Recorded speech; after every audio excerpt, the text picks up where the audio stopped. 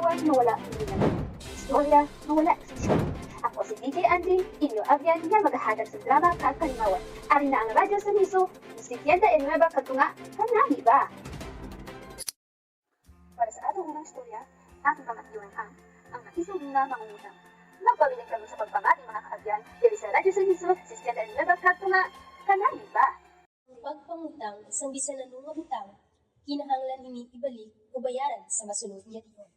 Isa ka obligasyon na maginapahulam kag may ginapromisa nga mabayad sa tikon nga nagakauginan sa duha ka parte. Pero ang pamangkot, kaya gid bala bayaran tanan nga ginsaad kung iya ini ipaagi sa kaisog. Hoy, Perlas!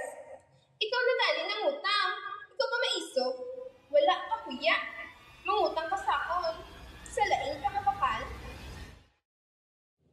Ako si Perlas, 25 anyos. Certified mangungutang sa aming baryo, diri campus sa istansya. Tungod sa kapagaduhon, nag-abot ako sa punto nga daw tanan nga tindahan diri sa amon na utangan ko na. Amo ini ang akong istorya. Maisog mangutang, pero mas maisog kung sukton. Inday Mercy, pabakla ko soft drinks, day. Ari day, 25 lang. Ma, doon mo man na to sinang Perlas, ho? Hindi. Siya gid man. Oo, matuod. Siya gid. Dali ka anak, kay palapitan ta siya. Hoy, Perlas! Ari ka malang digali? Manukot na ako sa utang mo. Hamba mo nagligad si Mana. Hay din na. Mierna, ikaw gali? Kalma na pala. Ikalma ko pa ini. Kay kalaban na sang listahan sa utang mo. Bayaran ko inaan. Hindi ka bala magkabalaka? Ano? Bayaran? San? Oh? Good ka mangutang. Kung sukton ka. Baw, ipatlipatan mo ng bukayon ba? Hoy! Mirna! Kung hindi ka gusto utangan, ipasarado ng tiyanggi mo. Matsyag mo, manami ng baligya mo. Hulat na bala, pilaginahaw. Hulat gid man, Perlas. Hulat ta. Kay pabarangay ta ka. Tuod ka? Sige, kay Ogdan ta pa ka. Kapitana, may bisita ka si Aling Merna. Oh, ikaw gali nang? Kungkoda na nang? Anong to kinahanglan mo?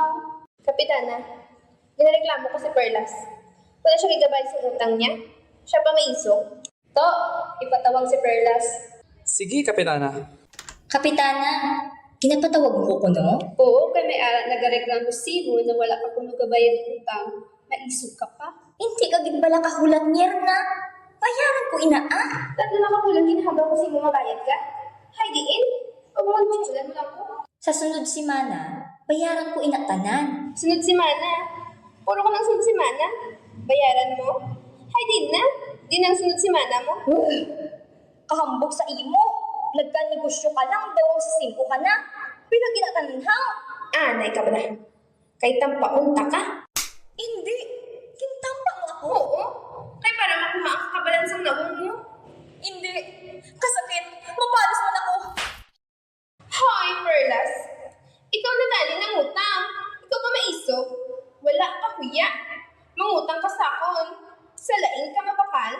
Tama na ina ah. May na pinagin ng utang sa inyo ni Perlas. Iya utang? Bali, kulo ka kilo sa bugas. Ding times mo sa 50 ang kilo. Bali, 500. Ano kalado sa sardinas? Ding times mo sa 35 ang isa. Bali, 2 Gs. 8 ka itlog. Ding times mo sa 12 ang isa. Bali, 96. 2 ka botilya sa mantika. Ding times mo ang sa 47 ang botilya. Bali, 94. 2 ka litro sa soft drinks. Ding times mo sa 50 ang isa. Bali, 1 ka gatos. So, tanan-tanan, 1,000. Ang tanong ko, kada semana mabayad si Perlas sa iya utang dali mismo sa barangay hall para sigurado. Okay sa iyo, Ina Perla? Oo, Kapitana. Sunod sa isang abulan, bayaran mo Perlas ang iyong utang 4 ka transaksyon. Bale, 1,000 ito nga sa 4 ka transaksyon. Bale, 250 kada semana. Kaya mo yung nabayaran, Perlas? Oo, Kapitana. Sa among mga istorya, natagaan solusyon ang di mabayad-bayaran ng utang ni Perlas. Pabayaran ibalbala si Merna sa isakto o pabulong na naman. Mahibuluan natin ini sa masunod na bahing sa istorya.